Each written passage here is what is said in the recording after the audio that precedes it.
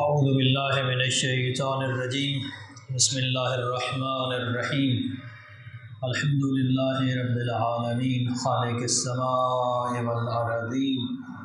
الواحد الاحد الفرد الصمد الذي لم يتخذ صاحبة ولا ولدا والصلاة والسلام على اشرف الانبیاء والمرسلین سیدنا و مولانا ابی القاسم محمد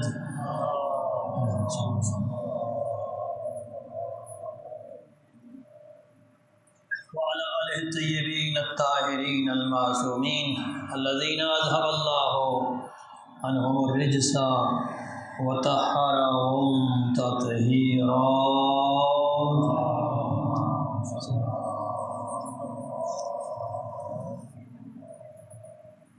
والرحمۃ علی محبیہم وموالیہم واللعنۃ علی اعدائہم من یوم عداوتہم الی یوم الدین ومن یوم الدین الی ابد الآبدین اما بعد فقد قال اللہ تعالی فی کتابہ المجید بسم اللہ الرحمن الرحیم ونريد أن نمن على الذين استضعفوا في الأرض ونجعلهم أئمة ونجعلهم الوارثين صلوات پڑھیں۔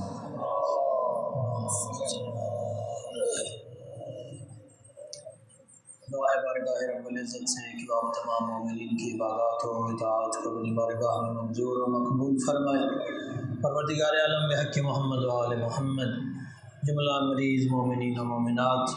بالخصوص میرے برادر سید ابرار حسین نقوی اور ایک عزیز مومن سید کرم حسین شاہ، پروردگار عالم یہ بیمار ہے، صدقہ بیمار کربلا کا شفا یاب فرما۔ پروردگار عالم بحق محمد و آل محمد وطن عزیز پاکستان کو امن و سلامتی کا گہوارہ بنا، امام زمان کا جلد از جلد ظہور فرما، ہم سب کو باہمی اتفاق و اتحاد عطا فرما۔ صلوات پڑھ۔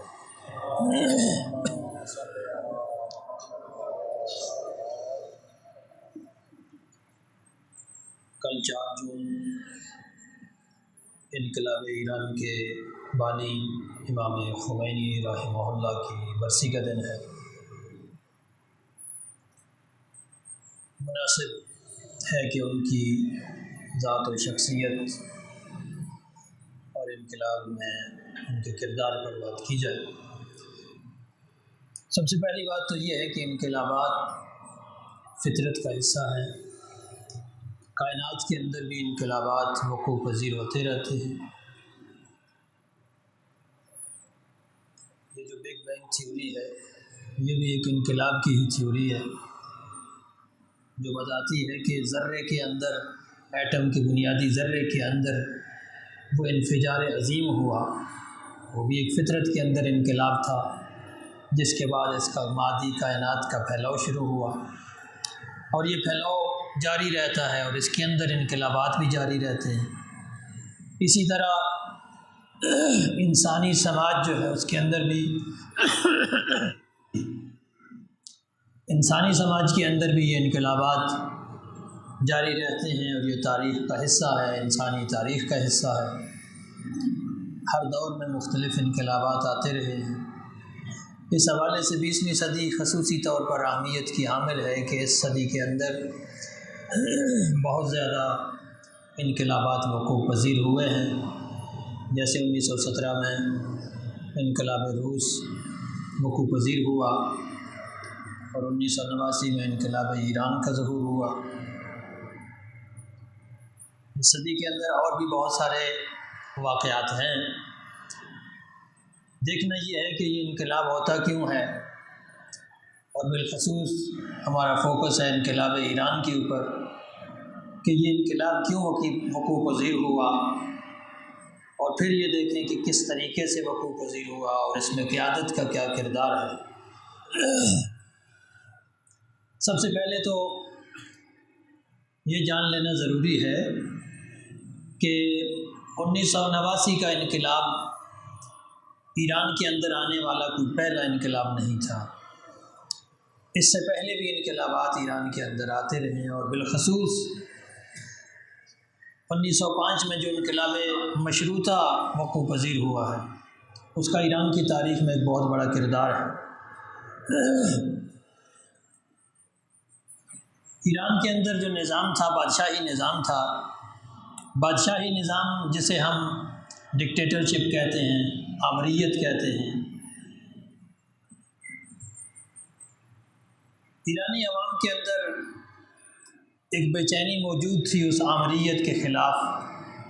اس شخصی حکومت کے خلاف، کیونکہ شخصی حکومت میں ہر انسان کو اس میں یہ احساس نہیں ہوتا کہ اس ملک کے مقدر سنوارنے میں کوئی میرا دخل بھی ہے یا نہیں ہے۔ شخصی انقلاب میں حکومتوں کی تبدیلی یا حکومتوں کی تعیین میں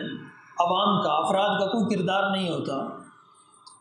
جس کی وجہ سے عوام کافی حد تک لا تعلق ہو جاتے ہیں۔ لیکن بسا اوقات اس ساری صورتحال کے باوجود بھی عوام خاموش رہتی ہے، لوگ خاموش رہتے ہیں۔ پھر کچھ ایسے واقعات، ایسی صورتحال بھی پیش آتی ہے کہ جس کے بعد خود عوام کے اندر بے چینی بڑھتی ہے۔ انقلاب ایران کے حوالے سے جو سب سے پہلی بے چینی پیدا ہوئی تھی وہ یہ کہ جب ان شاہوں نے، ان بادشاہوں نے، ان آمرانہ نظام کے اوپر مسلط حکمرانوں نے اپنے اس نظام کو مغربی سامراج کے ساتھ منسلک کیا اور ان کی سیاست کو جاری کرنے کی کوشش کی۔ مغربی سامراج کی ایک خاص سیاست ہے اور اس سیاست کا اکنامکس سے بڑا گہرا تعلق ہے، معیشت سے بہت گہرا تعلق ہے۔ آپ جانتے ہیں، جو لوگ تاریخ سے واقف ہیں وہ جانتے ہیں کہ 15ویں اور 16ویں صدی کے جب انڈسٹریل ریولوشن ہوا، اس کے بعد ان یورپین ممالک نے افریقہ، ایشیا اور لیٹن امریکہ کے ممالک پر قبضہ کرنا شروع کیا۔ اس قبضے کے پیچھے جو اسباب تھے سب سے زیادہ وہ یہ کہ جو ان کی منڈیوں کے اندر، ان کی فیکٹریز کے اندر جو مزید مواد، اضافی مواد پیدا ہو رہا تھا، اضافی چیزیں پیدا کی جا رہی تھیں، ان کے لیے انہیں منڈیوں کی ضرورت تھی، کھپت کی ضرورت تھی۔ پھر انہیں را مٹیریل کے لیے سستا مال چاہیے تھا، یہ سستا مال انہیں افریقہ اور ایشیا کے علاقوں سے ملتا، اس لیے وہ انہوں نے ان علاقوں پہ قبضہ کیا اور ان علاقوں کا را مٹیریل جو تھا وہ سارا یورپ کے اندر اکٹھا کیا گیا۔ ان علاقوں کا دولت، ان کا سرمایہ لوٹ کر اپنے ممالک میں اکٹھا کیا گیا۔ آج ہمارے بہت سارے لبرل دوست یورپ کو مثال بنا کر پیش کرتے ہیں، جی یورپ میں ایسا ہے، یورپ میں ویسا ہے، وہاں بڑی شہری آزادیاں ہیں،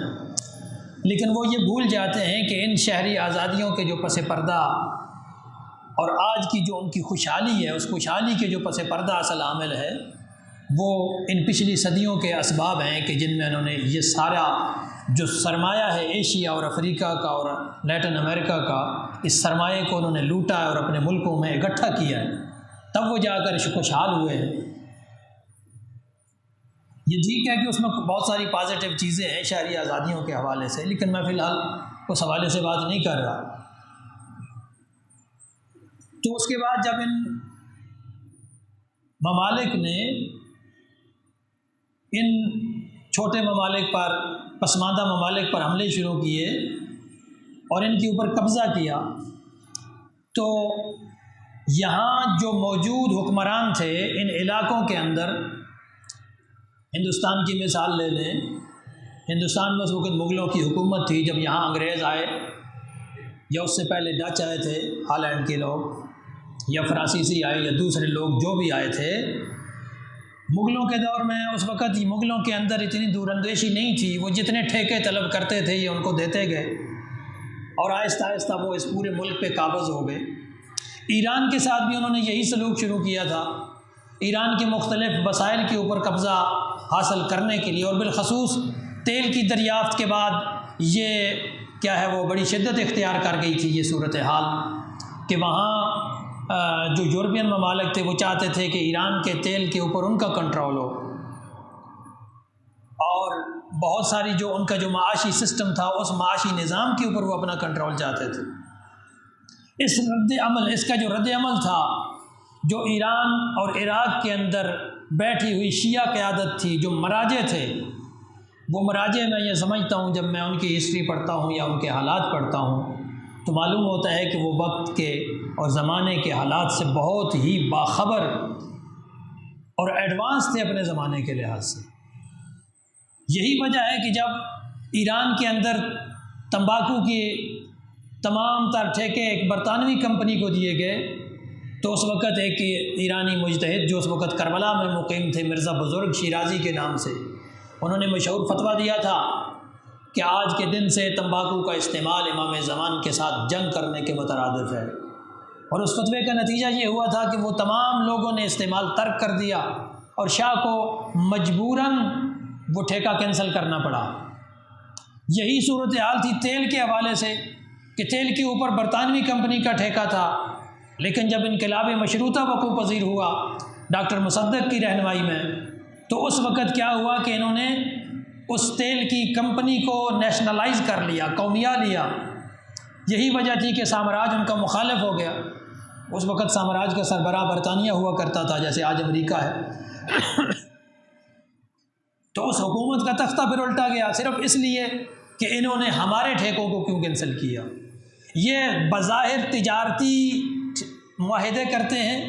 لیکن ان کے تجارتی معاہدوں کے پس پردہ جو مقاصد ہوتے ہیں وہ ان ممالک کا تمام سرمایہ اپنے ملک کی طرف لے کے جانا اور اکٹھا کرنا ہوتا ہے۔ آج اپنے ملک میں آپ دیکھ لیں IMF کے ذریعے سے ہمارے اوپر کیا صورتحال مسلط ہے کہ IMF کے ساتھ مذاکرات ہوتے ہیں، ان مذاکرات کے ذریعے ہمارے ملک کے نااہل اور نالائق حکمران وہ سودے بازی کرتے ہیں، جی ہمیں اتنا قرضہ دے دو، قرضے کے پچھلے قرضے کا پھر انہیں سود چکانا پڑتا ہے، سود چکانے کے لیے وہ خزانے میں پیسہ نہیں ہوتا تو وہ عوام پر مزید ٹیکس لگاتے ہیں۔ یہ ٹیکسز کی بھرمار کے نتیجے میں مہنگائی بڑھتی، جو مہنگائی کا طوفان آ رہا ہے اس کے پس پردہ یہی اصل عامل ہے، جس کی طرف کم لوگوں کو شاید توجہ ہو، لیکن اب خوش قسمتی سے اور خاص طور پر سوشل میڈیا کے ذریعے سے بہت ساری چیزیں عام ہو رہی ہیں کہ لوگ ان کے اصل اسباب کو سمجھ رہے ہیں۔ تو بہرحال واپس ہوں اپنے موضوع کی طرف، تو ایران کے اندر یہ صورتحال تھی کہ وہاں کی بہت سارے جو ایک تو علماء روحانیت جتنی بھی تھی اور پھر ان کے جو پڑھے لکھے تعلیم یافتہ طبقہ تھا، ان کے اندر یہ شعور موجود تھا کہ کس طریقے سے یہ یورپین ممالک ہمارے سرمایہ کو اپنی طرف سارا کھینچ کر لے جائیں گے، ہمارے ملک کو کنگال کر کے لے جائیں گے۔ تو اس کے نتیجے میں ایک پہلا جو ریولوشن تھا وہ انقلاب مشروطہ کا تھا، اور اس کے بعد اس انقلاب کو ختم کر دیا گیا ایک کو کے ذریعے، کودتا کے ذریعے ختم کر دیا گیا ڈاکٹر مصدق کی حکومت کو، اور پھر مسلط کیا گیا رضا خان کو، جسے امام خمینی رضا قلدر کہا کرتے تھے، کہ اس کے ذریعے مسلط کر کے مقصد ان کا یہ تھا کہ لوگوں کے جو اس ملک کا سرمایہ ہے وہ سرمایہ سارا وہاں سے لوٹ کر یورپی ممالک بالخصوص برطانیہ اور روس کے ملکوں تک یہ سارا سرمایہ جو ہے وہ لوٹ کے پہنچایا جائے۔ اور رضا خان اور پھر اس کے بعد اس کے بیٹے رضا شاہ، محمد رضا شاہ کے ذریعے سے انہی پالیسیوں کو نافذ کیا گیا۔ تو بس ایک سب سے بڑا جو سبب تھا اس کے پیچھے یہی تھا کہ جو پالیسیاں تھیں انٹرنیشنل سامراج کی وہ مسلط کی جاتی تھیں ان حکمرانوں کے ذریعے سے، اور ان کے خلاف ایک غم و غصہ جو ہے وہ موجود تھا۔ پھر دوسرا جو بڑا عامل بنا وہ کہ یہ جو حکمران تھے بالخصوص رضا خان کے بعد سے یہ لوگ اسلام کی جو اسلامی شاعر تھے ان کا مذاق اڑاتے تھے، اسلامی شاعر کے ساتھ دشمنی کرتے تھے، جیسا کہ بہت ساری خواتین کے پردے اتارے گئے، حجاب کے کشف حجاب کے عنوان سے جیسے یاد کیا جاتا ہے ایران کی تاریخ میں، پردے اتارنے کی کوشش کی گئی، عزاداری میں رکاوٹیں ڈالنے کی کوشش کی گئی، بہت سارے مسائل ایجاد کیے گئے۔ اچھا، ظاہراً یہ مسئلہ صرف مذہبی نظر آتا ہے، لیکن میرے خیال میں یہ بھی مسئلہ صرف مذہبی نہیں تھا، بلکہ اس کے پیچھے بھی کچھ اور مقاصد تھے۔ وہ مقاصد یہ تھے کہ لوگوں کو مصروف کیا جائے اور مصروف کر کے مذہبی مسائل میں الجھا کر اپنی پالیسیوں کو نافذ کیا جائے۔ لیکن اس وقت کی جو قیادت تھی وہ قیادت ایران کی جو قیادت تھی بیدار اور سمجھدار اور دنیا کے حالات سے واقف تھی۔ ان حالات میں جا کر پھر ہم دیکھتے ہیں کہ امام خمینی تک یہ مرحلہ پہنچتا ہے۔ تفصیلی بہرحال ایک تاریخ ہے جو اس مختصر وقت میں ساری بیان نہیں کی جا سکتی۔ اس سے پہلے بھی بہت سارے لیڈر ایران کو ملے، بہت سمجھدار، عقل مند، دانا، زیرک، لیکن جب یہ معاملہ امام خمینی تک پہنچتا ہے تو پھر صورتحال یکسر بدل جاتی ہے۔ کیوں؟ اس لیے کہ قیادت کی جو خصوصیات آیت اللہ روح اللہ خمینی کے اندر موجود تھیں، شاید اس سے پہلے کسی اس طرح کے لیڈرشپ میں اس طرح کی لیڈرشپ میسر نہیں تھی۔ اور وہ لیڈرشپ کی خصوصیات زمانے کے حالات کو سمجھنا اور اپنے ملک میں یا دنیا میں ہونے والی معاشی اور سیاسی تبدیلیوں کے اصل عوامل کو سمجھنا اور عالمی سامراج کے کردار کو سمجھنا تھا۔ جب قیادت اتنی سمجھدار ہوتی ہے تو پھر ہی وہ انقلاب لا سکتی۔ یہ ایک بات کہ سب سے پہلے اس قیادت کا اتنا سمجھدار ہونا ضروری ہے، اتنا زیرک ہونا ضروری ہے، اتنا صاحب مطالعہ ہونا ضروری ہے کہ وہ دنیا کے حالات کے بارے میں باخبر ہو، اسے علم ہو کہ کس وجہ سے یہ ساری تبدیلیاں پیش آ رہی ہیں، کیوں کر یہ معاشی اور سماجی تبدیلیاں آ رہی ہیں۔ اور دوسری بات کہ اس قیادت کا مخلص ہونا ضروری ہے۔ وہ قیادت صرف اور صرف اپنے لیے کچھ چیز طلب نہ کرے، بلکہ اس کا تعلق کیا ہو؟ عوام سے ہو۔ وہ عوام کے اندر سے اٹھے اور اس کا مطالبہ بھی عوام کے لیے ہو، اور اس کی تمام تر جو کاوش ہے وہ اس کے لیے ہو، عوام کے لیے ہو۔ عوامی مشکلات کو حل کرنے کے لیے وہ قیادت اٹھے، چند جز وقتی مسائل پر اپنے لیڈرشپ کو چمکانے کی کوشش نہ کرے، بلکہ بنیاد پر نظر رکھے۔ یہی وجہ تھی کہ جتنی بھی پیشکشیں کی جاتی تھی امام خمینی کو مصالحت کی، کہ شاہ کے ساتھ مصالحت کر لو، بڑے مشکل حالات ہیں، لیکن کسی صورت میں مصالحت نہیں کی۔ 15 سال جلا وطن رہنا پڑا۔ نجف کے اندر بیٹھ کر آپ نے اپنی ایک انقلابی نسل کو تیار کیا۔ وہاں پر بہت سارے علماء میں سے کئی ایسے لوگ تھے جو کہتے تھے کہ خمینی کس راستے پہ جا رہے ہو آپ، یہ ممکن نہیں ہے جو کام آپ کرنا چاہتے ہیں۔ تو امام خمینی کہتے تھے کہ اگر خدا چاہے گا تو یقیناً ممکن بھی ہو جائے گا، صرف ممکن نہیں ہوگا بلکہ وقوع پذیر بھی ہوگا۔ یہ پختہ ایمان اس قیادت کی سب سے بڑی جو ہے وہ علامت اور سب سے بڑی کامیابی اور سب سے بڑی دلیل تھی۔ اگر قیادت کے اندر یہ پختہ ایمان نہ ہو تو یقیناً وہ اتنی مشکلات کا مقابلہ نہیں کر پاتے۔ پھر اس کے بعد کردار کی بلندی اور پاکیزگی، یہ بھی قیادت کا ایک حصہ ہے۔ نعرہ لگانا بڑا آسان ہے، جی ہم غلام نہیں ہیں، لیکن یاد رکھیے کہ قیادت وہ کامیاب ہوتی ہے جو کردار بھی بلند رکھتی ہو اور جس کے کردار پر کوئی پھر انگلی نہ اٹھا سکے۔ آیت اللہ خمینی نے یہ جو ہے نا وہ کر کے دکھایا تھا۔ کتنی دنیا مخالف تھی لیکن کردار پر کوئی انگلی نہیں اٹھا سکا۔ یہی نتیجہ تھا نا کہ آپ کو اتنا عرصہ جلا وطن کیا گیا، 15 سال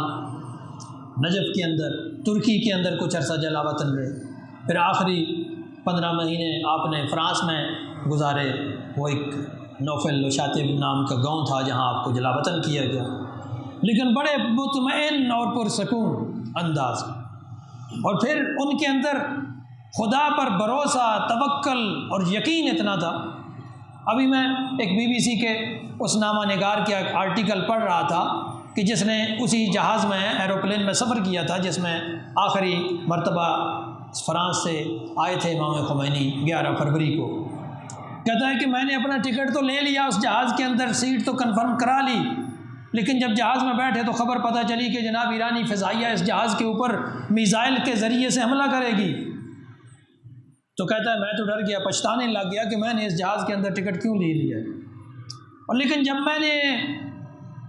روح اللہ خمینی کو دیکھا تو ان کے چہرے پر ذرہ برابر بھی گھبراہٹ کے آثار نہیں تھے، ذرہ برابر پریشانی کے آثار نہیں تھے۔ ایسے لگ رہا تھا کہ جیسے وہ گھر میں بیٹھے ہیں۔ لوگوں نے جا کے کہا کہ خمینی اس پر تو حملہ ہونے والا ہے اس جہاز کے اوپر۔ کہا تو کیا ہے، ہم جو کام کر رہے ہیں اللہ کے لیے کر رہے ہیں، ہم اللہ کے لیے کر رہے ہیں، اللہ کی رضا ہوگی تو ہمیں اپنے پاس بلا لے گا، اس کی رضا ہوگی تو ہمیں کامیاب کرے گا۔ یہ پختہ ایمان، اتنا پختہ ایمان ہو تو تبھی انقلاب کامیابی سے وقوع پذیر ہوتے ہیں۔ اور پھر انقلاب کی کامیابی کے بعد بہت سارے انقلابات آتے ہیں، لیکن ہوتا یہ ہے کہ انقلاب لانے والے لیڈرز جو ہوتے ہیں انقلاب کے بعد وہ اپنے لیے پرتعیش محل بناتے ہیں، اپنی اولادوں کے لیے جائیدادیں بناتے ہیں، ان کی اولادوں کا مستقبل کئی نسلوں کا سنور جاتا ہے۔ لیکن خمینی کے جب حالات زندگی کو ہم دیکھتے ہیں تو ان کے حالات زندگی وہ پہلے انقلاب سے پہلے اور بعد والے میں کوئی فرق نظر نہیں آتا۔ ان کی اولاد وہی عام زندگی گزار رہی کہ جس طریقے سے ایران کے دوسرے علماء زندگی گزارتے ہیں، وہی ایک نارمل لائف گزار رہے ہیں، نارمل زندگی گزار رہے ہیں۔ یہ انقلاب کے ساتھ خلوص کا نتیجہ ہوتا ہے۔ بلکہ آپ کا ایک طریقہ تھا، ابھی کل میں ایک ویڈیو سن رہا تھا کہ سارے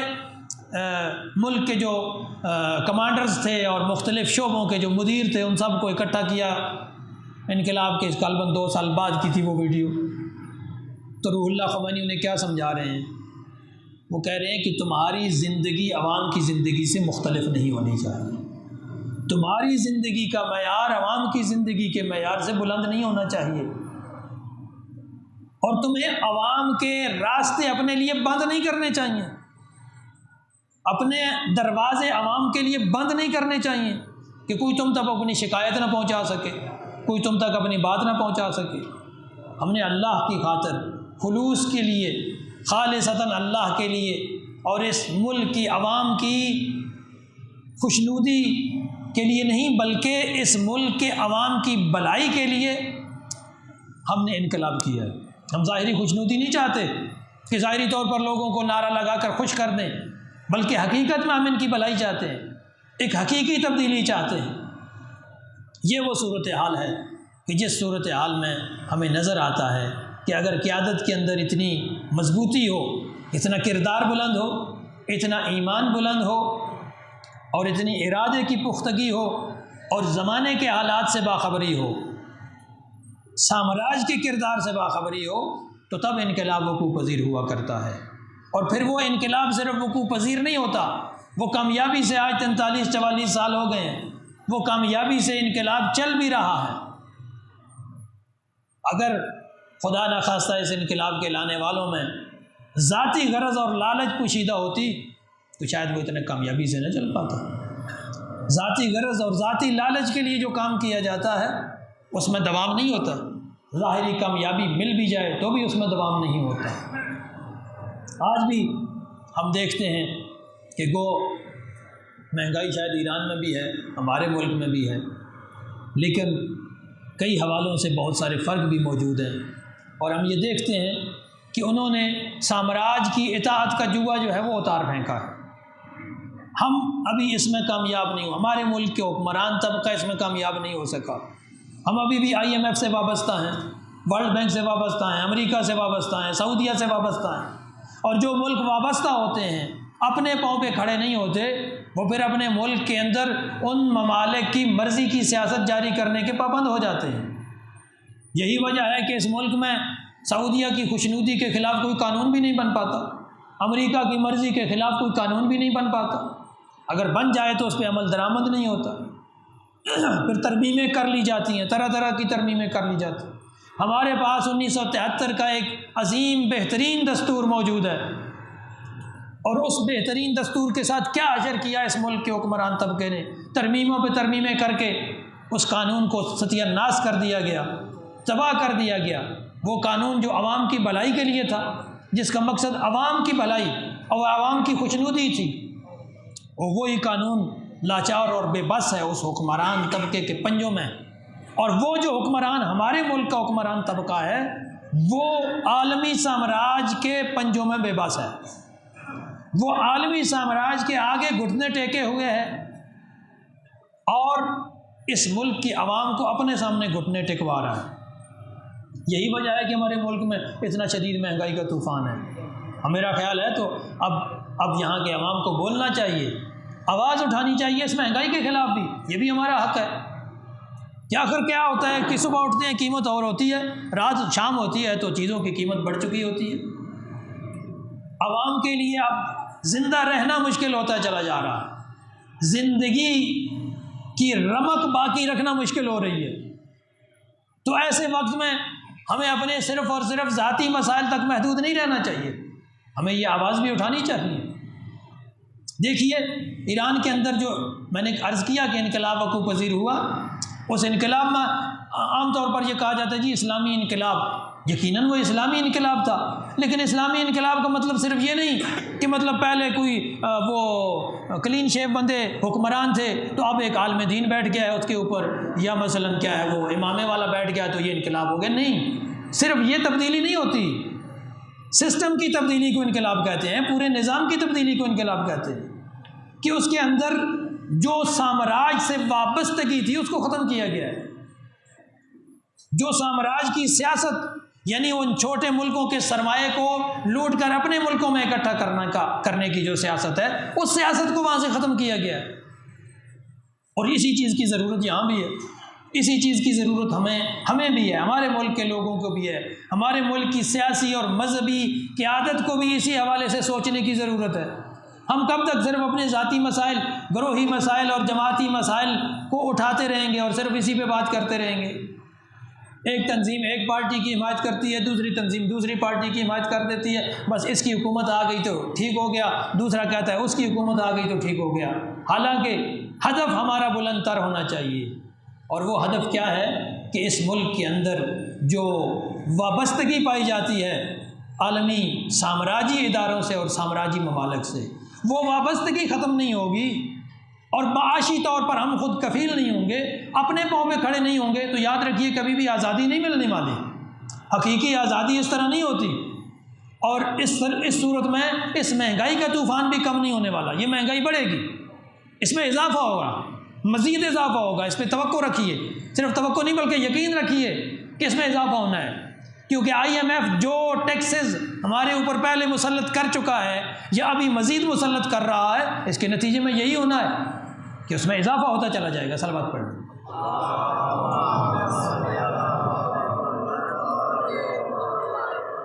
بہرحال اس حوالے سے بھی آواز اٹھانے کی بھی ضرورت ہے، اور انقلاب ایران سے سبق سیکھنے کی بھی ضرورت ہے۔ خداوند متعال ہم سب کو باہمی اتفاق و اتحاد عطا فرمائے، اور اسلام کے سنہری اصولوں پر عمل کرتے ہوئے سامراج کی وابستگی کے خاتمے میں بھی کامیابی عطا فرمائے۔ السلام علیکم۔